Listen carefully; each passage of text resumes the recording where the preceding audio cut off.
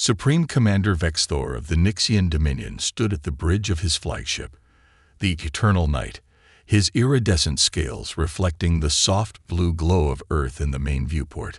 His secondary eyes narrowed as he studied the primitive world before him, while his primary set remained fixed on the tactical displays showing their fleet's formation. 500 warships strong, arranged in the traditional thrust sphere pattern of Nixian military doctrine.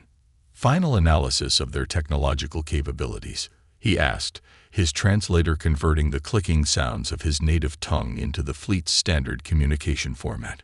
Fleet analyst Mirazin consulted her neural interface before responding. Confirmed at Level 3 development, Supreme Commander.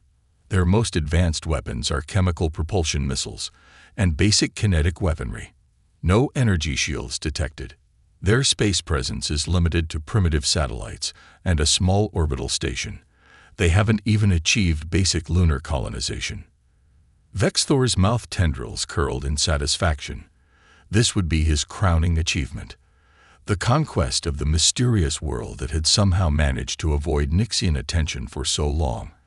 The planet had only been discovered during a routine border patrol 6 months ago, hidden behind a peculiar arrangement of asteroid fields that had masked its electromagnetic signatures. Begin the standard invasion protocol, he commanded. Disable their communication networks first. I want their military leadership blind and deaf before we commence the main assault. Deep below the Pacific Ocean, in the submerged command center known as Deep Haven, Admiral Elena Rodriguez watched the alien fleet's approach on a quantum-entangled display that couldn't be detected by conventional sensors. Her dark eyes reflected the holographic projections as she stood surrounded by her command staff, her silver-streaked hair pulled back in a tight bun. They took the bait, she said quietly, a slight smile playing at the corners of her mouth. 6 months of carefully orchestrated technological theater, and they bought every bit of it. Colonel Marcus Webb, her head of operations, nodded in agreement. The Nixians are exactly as arrogant as our deep space probes suggested. They'd really believe we're nothing but primitive apes playing with rockets. Status of Operation Chimera? Elena asked, her voice carrying across the command center. All systems are go, Admiral, reported Dr. Maya Petal from her station. The quantum physicist had been crucial in developing the technology that would give humanity its edge. The Phantom Grid is operating at 100% efficiency. All they can see are our decoy satellites and the carefully crafted illusion of a Level 3 civilization. Elena touched the small medallion at her throat, a habit she'd developed over 20 years of military service. And our real capabilities. The quantum mirror network is fully operational, Maya confirmed. We can track every ship in their fleet, down to the smallest fighter. The nanoforge swarms are primed and ready. Most importantly, our tests confirm their energy shields have the exact vulnerability we predicted. The Admiral nodded, remembering the day 15 years ago, when humanity's deep space sensors had first detected the Nixian Dominion. Instead of announcing their presence to the galaxy, Earth's unified government had chosen a different path. They had watched, learned, and prepared. Every technological advancement had been carefully hidden behind a facade of primitive development. Signal all commands, Elena ordered. Operation Chimera is now active. Execute Phase 1. Across Earth's orbit, thousands of seemingly innocent satellites suddenly revealed their true nature. What the Nixians had dismissed as primitive communication devices were actually quantum-linked weapon platforms hiding in plain sight. The debris field they had navigated through contained millions of dormant nanobots, waiting to be activated. On the bridge of the Eternal Night, Vexthor's moment of triumph transformed into confusion as his fleet's initial salvos passed straight through Earth's satellite network. My lord, his tactical officer reported, mandibles clicking rapidly. The targets, they're not real. They're some kind of advanced holographic projection. Before Vexthor could process this information, new alerts blared across his bridge. The debris field around his fleet was coming alive, transforming into a swarm of tiny machines that their sensors hadn't even recognized as technology. Impossible, he breathed, watching as the swarm approached his ships. Their technological level. It was all a deception. The nanobots struck the Nixian fleet's energy shields, and to the aliens' horror, passed straight through them. The shields had been designed to stop energy weapons and large projectiles, not microscopic machines that could slip through the energy matrix like sand through a net. In Deep Haven, Elena watched as the first phase of their attack unfolded. "Signal the lunar base," she commanded. "Launch the quantum torpedoes." From the dark side of the moon, hidden weapons platforms that had been disguised as natural craters revealed themselves. They launched waves of missiles that appeared primitive to Nixian sensors, but contained humanity's most advanced quantum technology. "They're responding exactly as predicted," Marcus reported, watching the tactical display. "Their ships are trying to adjust their shield frequencies, but they can't adapt fast enough to our multi-phase assault." The Nixian fleet's formation began to break as ships tried to escape the nanocanes forming around their hulls. Some vessels attempted to jump to faster-than-light travel, only to find themselves trapped by localized quantum fields that disrupted their drive mechanisms. On the Eternal Night's bridge, Vexthor watched in growing horror as his mighty fleet was systematically dismantled by an enemy he had grievously underestimated. "How?" he demanded. "How could they have hidden this level of technology from us?" The answer came in the form of a transmission that broke through all of his ship's communication channels. Admiral Rodriguez's image appeared on his command screen, her expression calm but resolute. "Supreme Commander Vexthor," she said, "humanity has been watching the Nixian Dominion for 15 years. We knew you would come eventually. Everything you thought you knew about Earth was what we wanted you to see. This is our first and final warning. Earth is not your prey. We are not your conquest. Leave now with what remains of your fleet and carry this message back to your people. Humanity will not bow to any aggressor, no matter how ancient or powerful they believe themselves to be." As the Eternal Night systems began to fail under the relentless assault of human technology, Vexthor realized that his people's assumption of superiority had led them into a carefully laid trap. They had expected to find primitive humans cowering before their advanced technology. Instead, they had found an enemy who had turned their own arrogance into a weapon against them. The invasion of Earth had begun, but not as the Nixians had planned. Instead of a swift conquest, they had stumbled into humanity's carefully prepared killing ground, where every piece of space debris might be a weapon, and where primitive appearance masked devastating capability. The age of humanity hiding in the shadows was over. The galaxy was about to learn just how dangerous Earthlings could be when they were underestimated.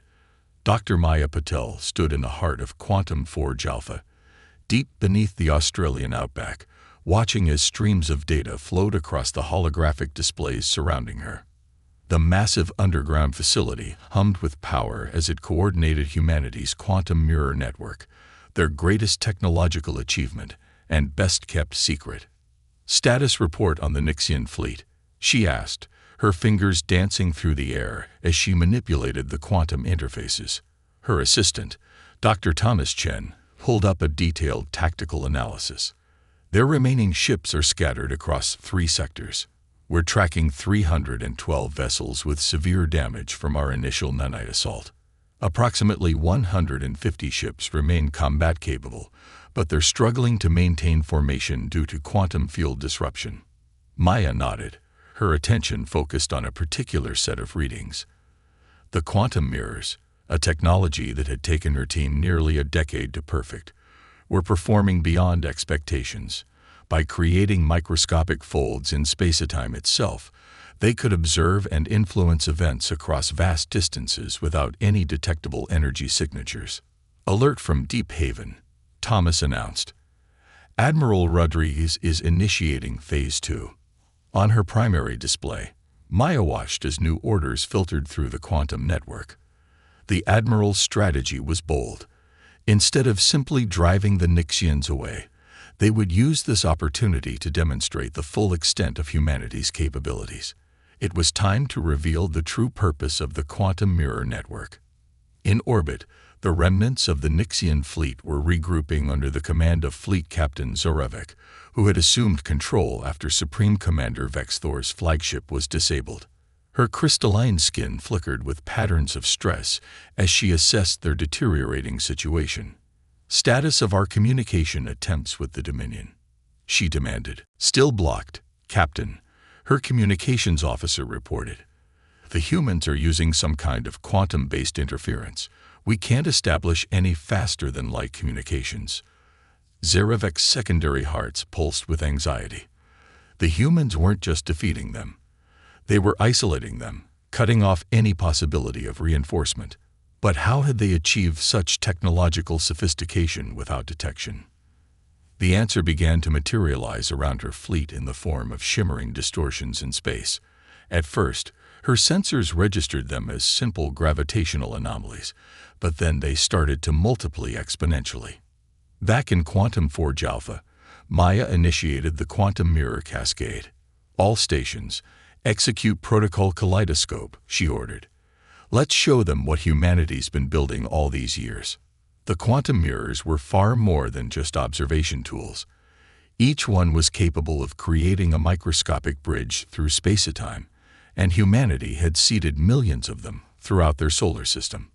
Now, as they activated in concert, they began to reveal Earth's true defensive network. Massive structures emerged from seemingly empty space, orbital platforms that dwarfed anything in the Nixian fleet.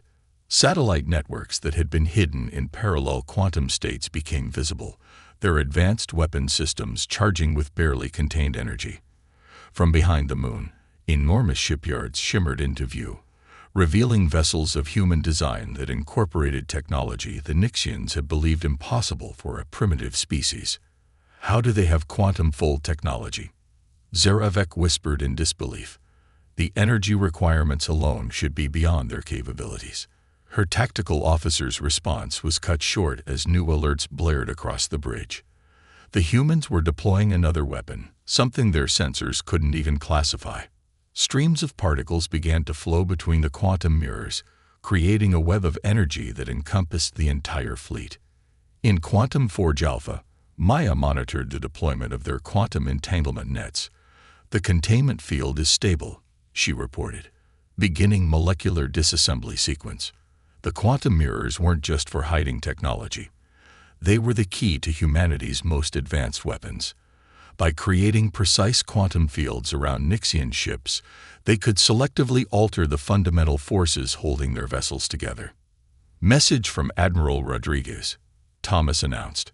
"She's offering the Nixians one final chance to surrender before we demonstrate the full capabilities of the quantum disassembly process." Maya watched as several Nixian ships attempted to escape the quantum net, only to find their engines completely neutralized. The quantum mirrors allowed humanity to control the very fabric of space around the alien vessels, trapping them as effectively as insects in amber. On her command ship, Zarevek received the transmission from Deep Haven. The human admiral's words were clear and direct. "Surrender and live. Resist and watch their ships disintegrate at the molecular level." "How long?" Zarevek asked her science officer.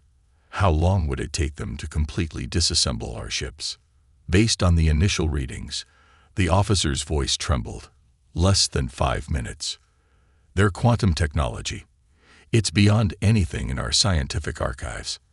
As if to demonstrate this point, a small Nixian scout ship that had attempted to break through the quantum net suddenly began to glow from within. Its hull seemed to blur, becoming transparent as the molecular bonds holding it together were systematically severed. Within moments, the vessel dissolved into a cloud of constituent atoms, its crew safely transported to human containment facilities through the same quantum network that had destroyed their ship. The message was clear. Humanity hadn't just prepared for this invasion. They had developed technology that made their primitive facade seem laughable in retrospect. Every satellite the Nixians had dismissed, every piece of debris they had ignored, had been part of an intricate defensive system that could literally unmake their ships at a molecular level.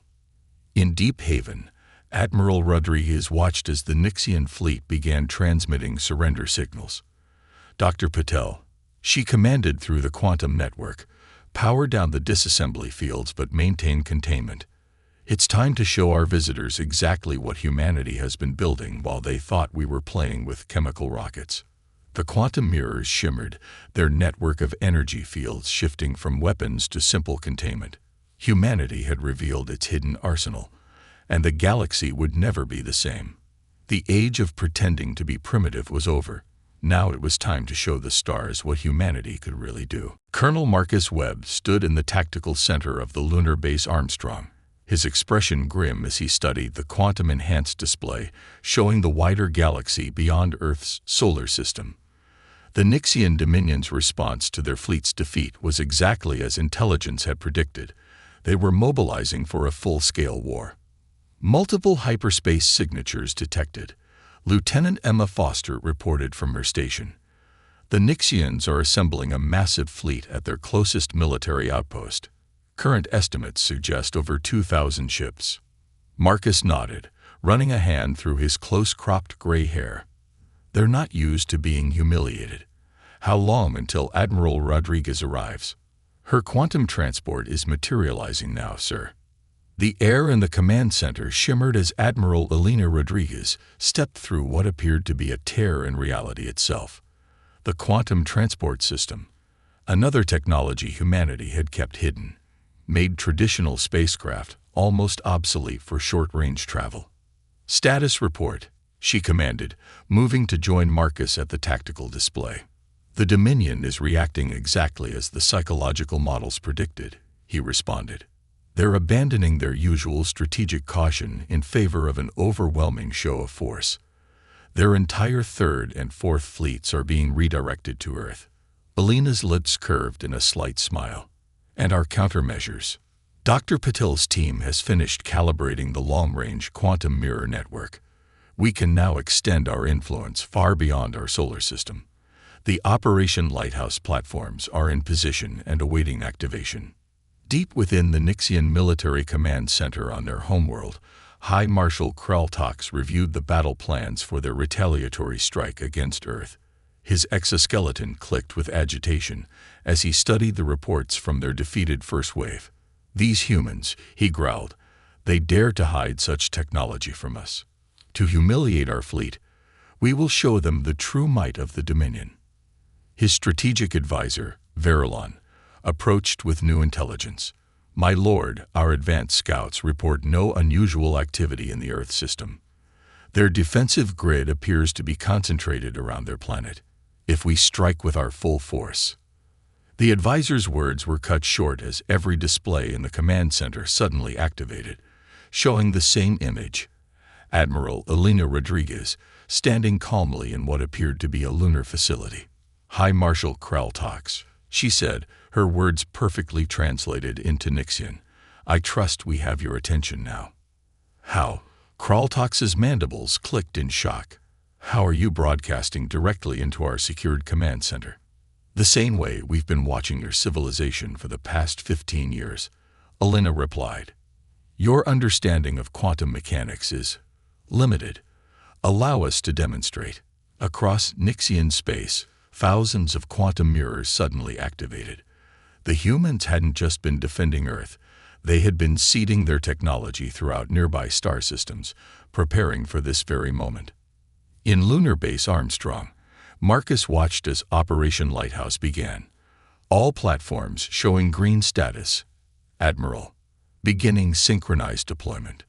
The quantum mirror network lit up like a constellation of new stars, each node creating a point of influence in Nixian territory. Their ships found their hyperdrive systems suddenly inoperable, their weapon systems unresponsive, their communications blocked by precisely targeted quantum fields.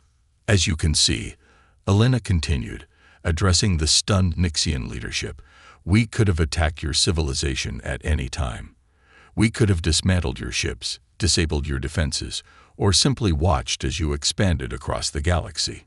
Instead, we waited, hidden, knowing that eventually you would discover us, and that your arrogance would lead you to attempt conquest. On the tactical display, Marcus watched as the quantum mirrors began their work. Nixian military installations found their power grids mysteriously failing. Weapon stockpiles were transported away through microscopic quantum gates, appearing in secure human facilities light years away. The entire military infrastructure of the Dominion was being systematically dismantled without a single shot being fired. Your civilization spans 50 star systems, Alina continued. You have conquered dozens of species, all of whom you considered primitive because their technology developed along different paths than yours. But while you were looking for energy weapons and shield generators, humanity was exploring the fundamental nature of reality itself. In the Nixian command center, Kraltox watched helplessly as reports flooded in from across his territory. The humans weren't just defeating them. They were demonstrating an absolute mastery over space and matter itself. What are your demands? He finally asked, his pride crumbling in the face of such overwhelming technological superiority. Demands. Alina's expression remained neutral. We don't make demands, High Marshal. We're offering you a choice. Continue your empire's policy of conquest and face complete technological dismantlement, or join us in building something new. Humanity has no interest in ruling over others. We've seen where that path leads. Instead, we're proposing an alliance. Your civilization has much to teach us, just as we have much to share with you. Marcus observed the Nixian leaders through the quantum feed, watching as they processed this unexpected offer. The humans hadn't just outmaneuvered them militarily. They were completely upending the Dominion's understanding of how civilizations should interact. Operation Lighthouse is complete, Admiral, he reported. 87% of their military capabilities have been neutralized. The remaining 13% are in systems too distant for our current quantum mirror network to reach. Alina nodded, her attention still focused on the Nixian leadership. You have 6 Earth hours to consider our offer, she told them. During that time, we'll demonstrate our goodwill by sharing data on some of our more basic quantum technologies. Consider it a preview of what cooperation between our species could achieve. As the quantum transmission ended, Marcus turned to his commander. Do you think they'll accept? They don't have much choice, Alina replied. But more importantly, we've shown them a completely different way of wielding power. Sometimes the greatest victory isn't in defeating an enemy, but in transforming them into an ally. The counterstrike against the Nixian Dominion was complete, but it wasn't the devastating military campaign they had expected. Instead, humanity had demonstrated that true power lay not in the ability to destroy, but in the wisdom to know when to show mercy, even to those who had intended them harm. Aboard the Nixian diplomatic vessel Twilight Accord, Fleet Captain Zuravek faced a decision that would reshape the future of her species. As the highest-ranking survivor of the initial invasion force, she had been chosen to serve as the primary liaison between humanity and the Dominion. But not all of her people supported the idea of peaceful negotiations. Another transmission from General Vorkath's faction, her communications officer reported. They're demanding we reject the humans' offer and launch an immediate counterattack. Zaravek's crystalline skin rippled with patterns of concern. The Dominion was fracturing, with military hardliners refusing to accept their technological inferiority to humanity. They couldn't see that this resistance was exactly what the humans had predicted and prepared for. In Deep Haven, Dr. Maya Patel and Admiral Rodriguez monitored the growing civil unrest throughout Nixian space through their quantum mirror network.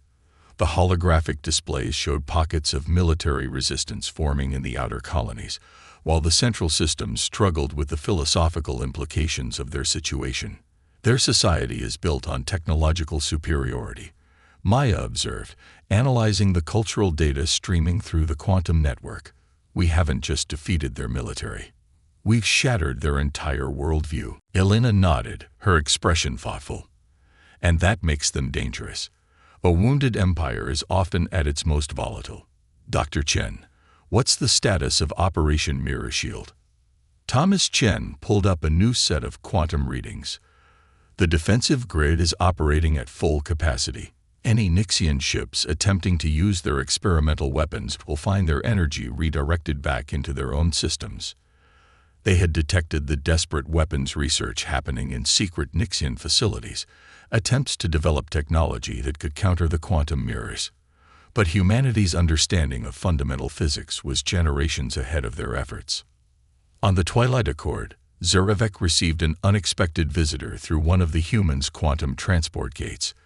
Dr. Maya Patel materialized in her private quarters, a gesture of trust that wasn't lost on the Nixian captain. "Your people are in pain," Maya said without preamble. "We understand that. Change is never easy, especially when it challenges everything you believe about yourselves." Zurevek's secondary eyes narrowed. "You've been watching our internal communications. We've been watching everything," Maya confirmed. "Just as we watched your civilization for 15 years before you discovered Earth. But we're not here to dominate you, Captain. We're here to help you evolve." Before Zurevek could respond, emergency alerts blared throughout her ship. General Vorkath's faction had made their move, launching a suicide attack against Earth with ships carrying experimental quantum disruptors, weapons they believed could pierce humanity's defenses. In Deep Haven, Admiral Rodriguez watched the attack unfold with calm determination. "Execute Protocol Omega," she ordered. "Show them why we let them develop those weapons." The quantum mirror network hummed with power as humanity's most advanced defense system activated. As the Nixian ships fired their experimental weapons, the quantum mirrors didn't just block the attacks. They caught the energy, reformed it, and sent it back through microscopic wormholes that appeared inside the attacking vessel's power cores. Maya's quantum presence on the Twilight Accord allowed her to share the tactical feed with Zurevek. Together, they watched as the rebellion's ships were disabled by their own weapons, their crews transported to safety by the same quantum fields that had neutralized their attack. "You knew," Zurevek realized. "You knew they would develop these weapons. You let them think they had found a weakness in your technology." "Sometimes," Maya replied, "the best way to prevent a war is to let your opponent discover they can't win, not through words, but through their own actions." The failed attack had an immediate effect throughout Nixian space. The quantum mirrors broadcast the entire incident across their civilization, showing not just the humans' technological superiority, but their commitment to preserving life even in the face of aggression. Support for the military hardliners collapsed. The Nixian people, watching their most advanced weapons turned back against them without a single casualty, finally began to understand the truth. Humanity hadn't just surpassed them technologically. They had evolved beyond the very concept of military victory being the ultimate expression of power. In Lunar Base Armstrong, Colonel Marcus Webb received the first wave of surrender signals from the rebel Nixian factions. "All military resistance is ceasing," he reported to Admiral Rodriguez. "They're requesting to join the peace negotiations." Elena shared a knowing look with Maya's quantum projection. "Send them our terms, the same ones we offered from the beginning. Education, cooperation, and a chance to help build something greater than an empire." Maya turned back to Zurevek, who had watched the entire exchange. "Your people stand at a crossroads, Captain.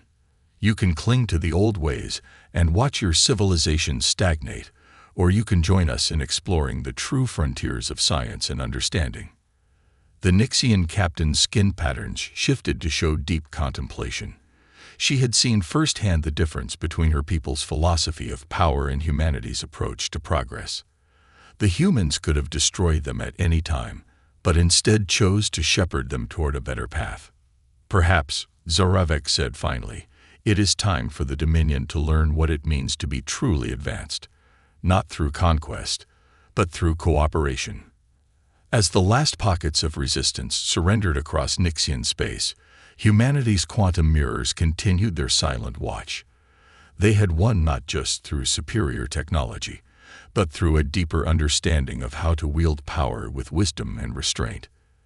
The enemy within the Nixian civilization, their own pride and aggression, had been defeated not by force, but by revelation. 1 year after the failed invasion of Earth, the Sol Nixian Concordat held its first official assembly in a most remarkable location, a quantum-engineered space station that existed simultaneously in both Earth and Nixian Home System orbits. The Convergence, as it was named, served as a powerful symbol of what cooperation between the two species could achieve. Admiral Elena Rodriguez stood at the observation deck, watching as ships from dozens of civilizations arrived through conventional space and quantum corridors alike. The Nixian Dominion's client species, freed from subjugation, had been invited to join this new galactic alliance. Many had arrived eager to learn, to share, and to be part of something unprecedented in the galaxy's history. "Quite a change from a year ago," Dr. Maya Patel remarked, joining her at the window. The quantum physicist had become humanity's leading ambassador in sharing their advanced technology with other species. "Hard to believe we were preparing for war back then." "We were preparing for this," Elena corrected her, gesturing at the diverse collection of ships. The war was just the catalyst. In the station's Grand Assembly Chamber, former fleet captain, now ambassador, Zaravek addressed the gathered representatives. Her crystalline skin glowed with patterns that the assembled species had learned to recognize as pride and hope. "A year ago, my people believed we were the peak of galactic civilization," she began. "We measured advancement by the strength of our weapons and the number of worlds under our control. Humanity showed us how limited that view was. They defeated our most powerful fleet not through superior firepower, but through understanding of the universe so profound that it made our greatest weapons obsolete." The chamber's quantum field translated her words simultaneously for all attendees, another demonstration of how far technology had advanced under human guidance.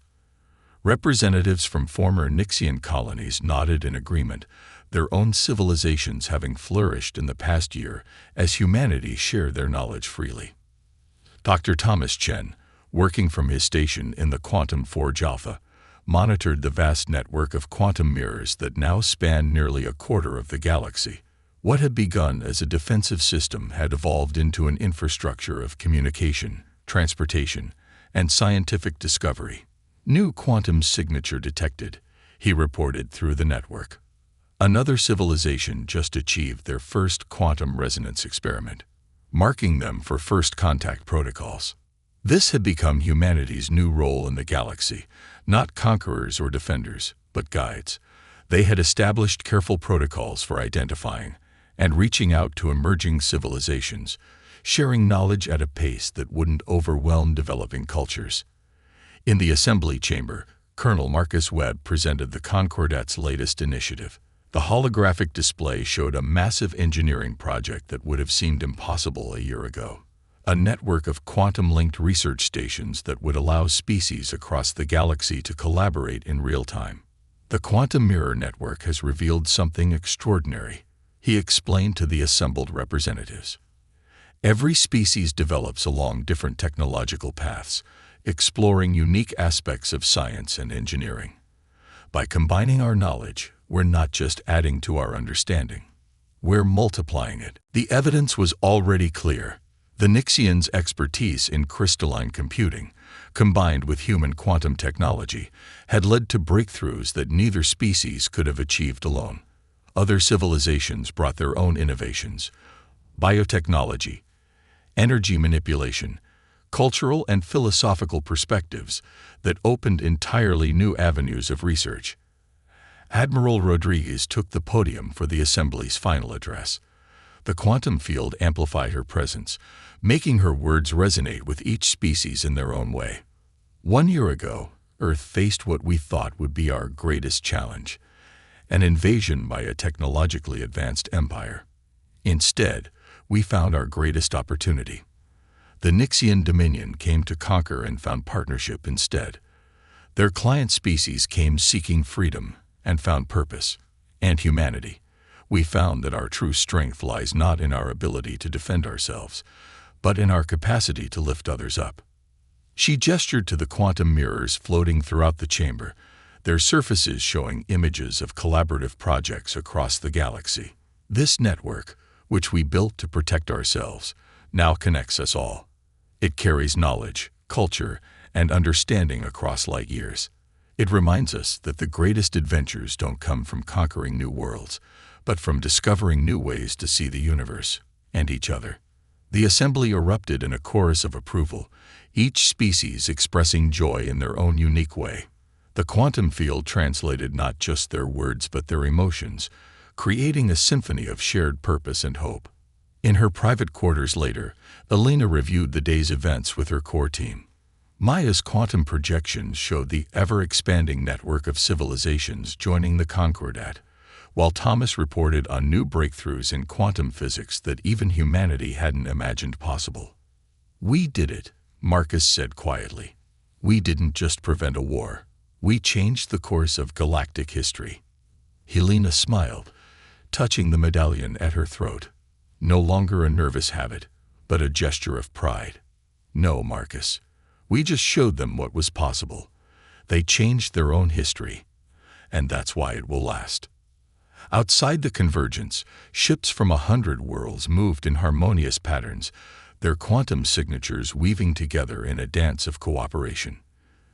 The invasion that had meant to end humanity's story had instead begun a new chapter, not just for Earth, but for all species who dared to look beyond conquest to find connection. The dawn of this new era wasn't marked by the light of weapons fire, but by the gentle shimmer of quantum mirrors, reflecting not just images, but possibilities. In defeating an empire, humanity had built something far greater, a future where advancement was measured not in military might, but in the strength of the bonds between civilizations reaching for the stars together.